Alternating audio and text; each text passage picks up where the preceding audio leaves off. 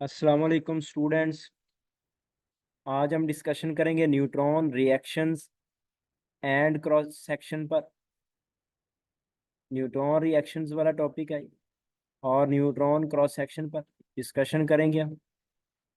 कहता है कि since neutrons have no charge, क्योंकि न्यूट्रॉन्स पे कोई चार्ज नहीं होता, so when they pass through matter they are neither affected by positive charge on the nucleus nor by the negative charge on extra nuclear electrons। ना तो कोई external nucleon जो है वो इलेक्ट्रॉन जो है वो अफेक्ट कर सकता है, ना ही जो पॉजिटिव चार्ज है न्यूक्लियस के अंदर उसकी वजह से अफेक्ट होते हैं। It therefore does not ordinarily lose energy on its passage through the matter. जब मैटर में से जब पास करते हैं तो अपनी एनर्जी इस तरह से लूज नहीं करते, क्योंकि पॉजिटिव और नेगेटिव चार्जेस जो हैं वो इनकी मोशन को अफेक्ट नहीं कर सकते। हाँ, लेकिन जब ये कोलाइड करते हैं तो जब ये कोलाइड करेंगे किसी न्यूक्लियस से तो फिर अपनी एनर्जी जो है वो लूज करेंगे। Neutron as bombarding agents, the interaction of neutron with nuclei may result in capture of neutrons. जब आप बम्बार्ड करेंगे न्यूट्रॉन्स को किसी मटेरियल पर तो मीडियम जो है वो ऐसा कर सकता है कि वो न्यूक्लियस एब्जॉर्ब कर ले न्यूट्रॉन को और कंपाउंड न्यूक्लियस बन जाए। और कंपाउंड न्यूक्लियस जो बनेगा उसका एटॉमिक नंबर तो सेम रहेगा जितना पहले था, लेकिन उसका मैस नंबर बढ़ जाएगा, उसमें 1 का इंक्रीज आ जाएगा न्यूट्रॉन की एडिशन की वजह से। अब कंपाउंड न्यूक्लियस जो बनेगा वो नॉर्मली अनस्टेबल होता है और एनर्जी एमिट करता है in the form of gamma ray photon, alpha particle, a proton, a very rarely neutron भी एमिट हो सकता है, सिंगल न्यूट्रॉन एमिट हो सकता है, पेयर ऑफ न्यूट्रॉन्स एमिट हो सकते हैं। ये सारे रिएक्शन जो है इनको हम इस नाम से लिखते हैं। एन गैमा जो गैमा एमिट करेगा, जो अल्फा एमिट होगा जिसके रिजल्ट में उसको एन अल्फा, प्रोटॉन एमिट होगा तो एन पी, न्यूट्रॉन एमिट होगा तो एन एन, और दो न्यूट्रॉन हो गए तो एन टू एन। इस तरह से हम इनको लिखते हैं। अब हम इन सब को जरा डिस्कस कर लेते हैं। एन गैमा रिएक्शन को हम डिस्कस कर लेते हैं। कहता है लो एनर्जी न्यूट्रॉन्स जो है वो कैप्चर हो गए न्यूक्लियस, और उससे क्या हुआ कि न्यूक्लियस जो वो हायर लेवल पे है, excited to the higher level पे चला गया, एक्साइट हो गया, एनर्जी क्योंकि अब्जॉर्ब हुई है। It then returns to the ground state. अब वो जो न्यूट्रॉन के पास काइनेटिक एनर्जी थी वो भी चली गई ना उस न्यूक्लियस को मिलके, तो न्यूट्रॉन जो है वो हायर स्टेट में चला जाएगा। अब जब वो ग्राउंड स्टेट में आएगा तो गैमा रे फोटोन एमिट करेगा। The general reaction is represented by, reaction को हम फिर इस तरह लिख सकते हैं N01 XZ। अब एक्स स्टेरिक बन गया, A+1 हो गया, मैस नंबर इंक्रीज हो गया, स्टेरिक एक्साइटेड स्टेट है, ग्राउंड स्टेट में आया है, तो गैमा रे फोटोन एमिट हो गया। The final product is the isotope of the target nucleus. जारी बात है वो आइसोटोप ही होगा। आइसोटोप का मतलब ये है कि एटॉमिक नंबर में चेंज नहीं आएगा, सिर्फ मैस नंबर में चेंज आएगा। अगर एग्जाम्पल की बात करें तो एल्यूमिनियम 27 है, इस पर न्यूट्रॉन आप फाल करवाएं स्लो एनर्जी का, लो एनर्जी का स्लो न्यूट्रॉन आप बम्बार्ड करेंगे तो उससे ये होगा कि एल्यूमिनियम कैप्चर कर लेगा एल्यूमिनियम का न्यूक्लियस न्यूट्रॉन को और एक्साइटेड स्टेट में चला जाएगा। तो एनर्जी गैमा रे जो है उसको अमिट करके ग्राउंड स्टेट में वापस आ जाएगा। नेक्स्ट आप प्रोटियम पर बम्बार्ड कर लें, हाइड्रोजन पर, तो हाइड्रोजन इसको एब्जॉर्ब करके ड्यूट्रियम बन जाएगा, गैमा रे एमिट करके ग्राउंड स्टेट में चला जाएगा। इसके अलावा यूरेनियम 238, यूरेनियम 238 फास्ट न्यूट्रॉन को आपको पता है एब्जॉर्ब कर लेता है, वो 239 बना देता है, गैमा रे एमिट कर देगा। इसके बाद दूसरा रिएक्शन है n alpha reaction. N alpha में ये होगा कि आप न्यूट्रॉन बम्बार्ड करेंगे और अल्फा पार्टिकल एमिट होगा, तो इसको हम एन अल्फा रिएक्शन कहते हैं। अब एन अल्फा रिएक्शन यहाँ पे नीचे आप देख लें, फर्क क्या आएगा एन अल्फा से। जब अल्फा पार्टिकल निकलेगा उसका मैस नंबर 4 होता है और चार्ज नंबर 2 होता है, तो जो कंपाउंड न्यूक्लियस बनेगा उसका आप देखेंगे कंपाउंड न्यूक्लियस जो बना है वो तो हायर स्टेट में है, उसमें तो A+1 हुआ है और Z है।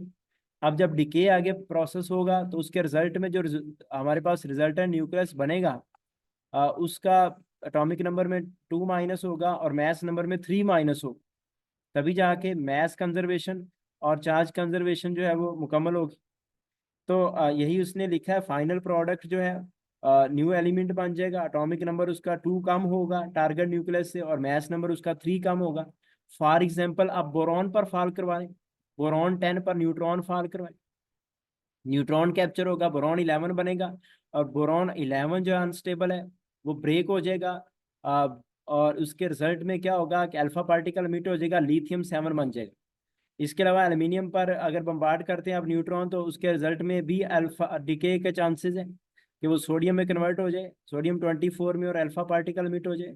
और उसके बाद जो सोडियम है 23 वाला आइसोटोप, इस पर इस ये भी कैप्चर कर लेता है न्यूट्रॉन को, और उसके रिजल्ट में ये होता है कि सोडियम 24 बनता है जो कि अनस्टेबल है, उससे फिर अल्फा पार्टिकल एमिट हो जाता है और फ्लोरीन 20 बन सकती है। ये सारे रिएक्शंस हैं जिसमें अल्फा पार्टिकल जो है वो एमिट हो रहा है, न्यूट्रॉन अल्फा डिके है। इसके साथ साथ फ्लोरीन 20 भी जो है वो भी अनस्टेबल है, वो फिर सोडियम 20 बना देगी और एक बीटा पार्टिकल एमिट कर देगी।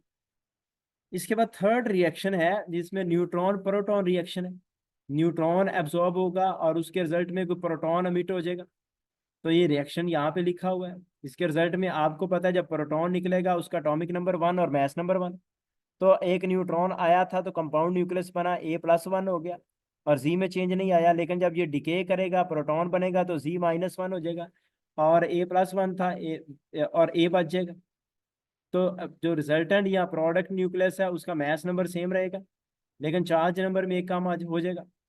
जैसे मैग्नीशियम 24 पर आप न्यूट्रॉन फॉल करवाएं तो उससे क्या होगा, मैग्नीशियम 25 का आइसोटोप बन जाएगा, और वो जब डिके होगा तो सोडियम 24 बन जाएगा, प्रोटॉन एमिट हो जाएगा। और जो सोडियम 24 है वो भी अनस्टेबल है, और वो बीटा पार्टिकल एमिट करके मैग्नीशियम 24 में कन्वर्ट हो जाएगा। कहता था half life of radio sodium, ये जो रेडियो एक्टिव है सोडियम 24, वो 15 आवर्स है, सिर्फ 15 घंटे।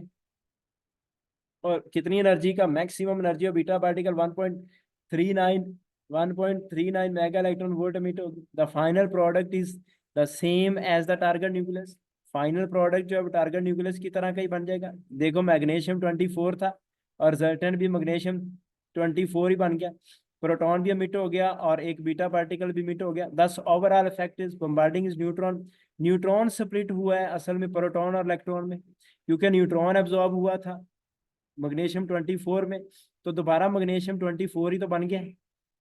तो अब इसके रिजल्ट में एमिट क्या हुआ है, एक प्रोटॉन और एक बीटा पार्टिकल या इलेक्ट्रॉन। इसका मतलब है फिर न्यूट्रॉन ही स्प्लिट हुआ है, किस में, प्रोटॉन में और बीटा पार्टिकल में या इलेक्ट्रॉन में।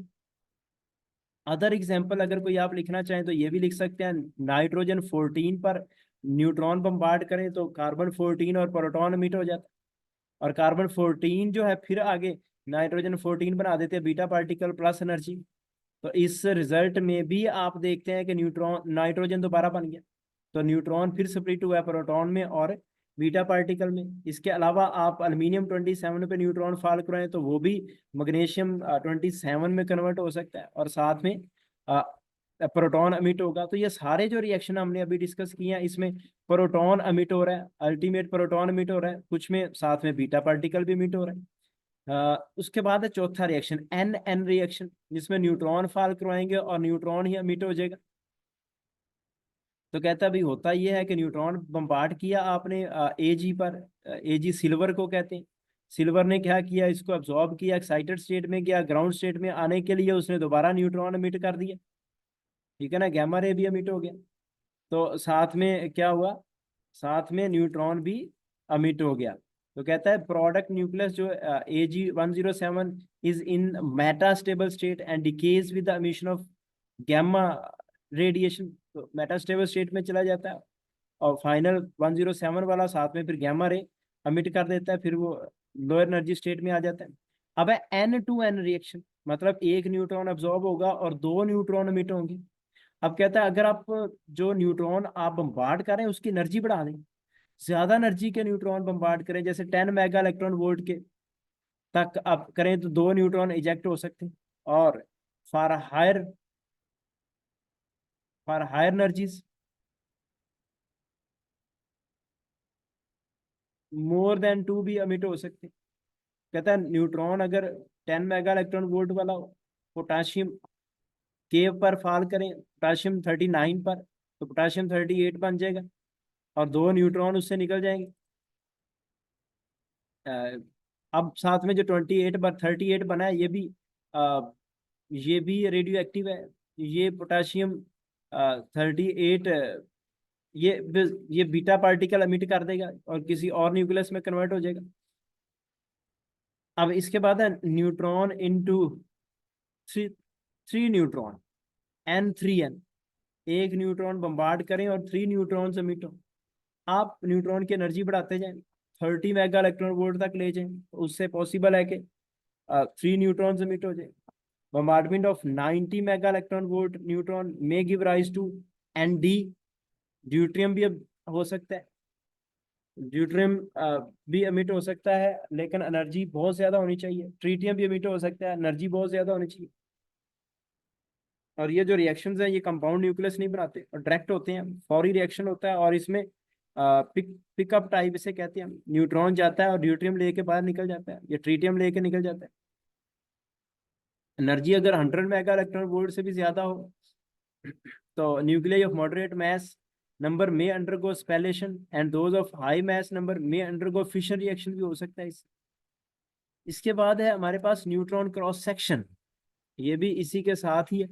न्यूट्रॉन क्रॉस सेक्शन अगर आपने मेजर करना है, क्रॉस सेक्शन का आपको पता है प्रोबेबिलिटी ऑफ इंटरेक्शन होती है, तो सिग्मा टी से हम लिखते हैं cross neutron total cross section for monoenergetic neutrons the neutron transmission process is used. इसमें न्यूट्रॉन ट्रांसमिशन प्रोसेस हम यूज करते हैं। The attenuation in the neutron flux after passing through absorber is given by. Flux किस तरह से change होगा जब medium में से न्यूट्रॉन पास करेंगे, उसको हम इस तरह लिखते हैं phi equal to phi naught e raise to minus n sigma x या सिग्मा टी एक्स। और फाइव जो है यहाँ पे फाइव नॉट इनिशियल फ्लक्स है और फाइव जो है वो इमर्जेंट न्यूट्रॉन फ्लक्स है।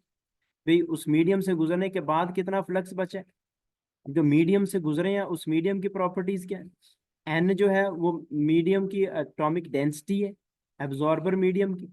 सिग्मा टी उसका क्रॉस सेक्शन है, टोटल क्रॉस सेक्शन। और एक्स उस मीडियम की थिकनेस है। इन सारी चीजों पे डिपेंड करेगा जो इमर्जेंट फ्लक्स ऑफ आई है। कहता है कि हम टोटल क्रॉस सेक्शन को इस तरह से लिख सकते हैं, फिर absorption cross section plus scattering cross section. Neutron absorb भी होंगे, स्कैटर भी होंगे, दोनों की प्रोबेबिलिटीज मौजूद हैं, तो आप इसको सम करके कहता है लिख सकते हैं। अब कहता है सिग्मा ए एब्जॉर्प्शन क्रॉस सेक्शन है, ये लिख दिया उसने। अब आप लॉग ले लें इसका, सिग्मा टी फाइंड करने के लिए लॉग ले इस फ्लक्स वाली इक्वेशन का, लॉग फाइव और इधर भी log of phi not something जो भी है। तो आपके पास दो टर्म्स है, log of phi not minus लिख देंगे आप इस टर्म का लॉग जब आप लेंगे पावर पावर नीचे आ जाएगी। पावर इसकी या आप ये कह लें कि ये हमारे पास log of phi naught into e raise to minus n sigma t x है। ये मल्टीप्लाई हो रहे हैं फाइव नॉट और ई वाली टर्म, तो मल्टीप्लाई हो रही हैं, तो log कहता है कि आप प्लस में लिख लो log phi naught plus log of e raise to minus n sigma t x. log phi naught as it is आ गया, प्लस वाली जो टर्म थी log of e raise to something, तो log क्या करता है पावर को नीचे ले आता है, तो पावर नीचे आएगी तो माइनस हो गया एन सिग्मा टी एक्स और log ई बचा, log ई वन होता है, वो लिखा ही नहीं आप। अब इसको एन सिग्मा टी एक्स को उधर ले गए हम और log फाइव को इस तरफ ले आए। log चूंकि माइनस वाला है तो आप डिवीजन में लिख सकते हैं log phi naught over five, और ये एज इट इज यहाँ से सिग्मा टी अलग कर लिया, one over n x log of phi naught over phi. कहता फाइव जो होता है वो एन वी होता है, फ्लक्स को हम एन वी से लिखते हैं। और फाइव नॉट को अगर लिखना है तो एन वी नॉट लिख लेंगे, तो ऊपर एन वी नॉट और नीचे एन वी। ठीक है, एन वी जो है इमर्जेंट फ्लक्स है और एन वी नॉट जो है वो इनिशियल फ्लक्स है। एन आपको पता है नंबर, एस कैपिटल एन यहाँ पे डेंसिटी है उसकी, न्यूट्रॉन जो मॉडरेटर है उसके एटम्स की, और एक्स थिकनेस है। कहता है इस रिलेशन से हम क्रॉस सेक्शन फाइंड कर सकते हैं। हम रिस्पांस देखेंगे डिटेक्टर का, रिस्पांस क्या आता है presence of and absence of material. जब मीडियम नहीं होगा तो उस वक्त डिटेक्टर हमें कितना बताता है फ्लक्स, फाइव नॉट। जब मीडियम रख दिया है, मीडियम से गुजरने के बाद हमें फ्लक्स कितना बताता है, तो इसको सॉल्व करके आप थिकनेस की वैल्यू पुट करेंगे, नंबर डेंसिटी पुट करेंगे, तो हमारे पास सिग्मा टी आ जाएगा। The total cross section for slow neutron can be determined with the help of device. Total cross section को आप एक डिवाइस से भी आप मेजर कर सकते हैं। न्यूट्रॉन वेलोसिटी सिलेक्टर इसे हम कहते हैं, इसको स्लो न्यूट्रॉन चॉपर भी कहते हैं। इस फिगर नंबर 6.2 में हमने न्यूट्रॉन वेलोसिटी सिलेक्टर पढ़ा था, ये आप उस डायग्राम को देख लें। By measuring the velocity neutron flux can be determined and hence cross section. अगर वेलोसिटी मेजर हो गई तो फ्लक्स मेजर हो जाएगा, और फ्लक्स मेजर हो गया तो उससे न्यूट्रॉन क्रॉस सेक्शन भी मेजर हो जाएगा। 6.6 और 6.7 को आप देख लें। तो यही था जी आज का आर्टिकल, इसको आप तैयार करें। अल्लाह हाफिज़।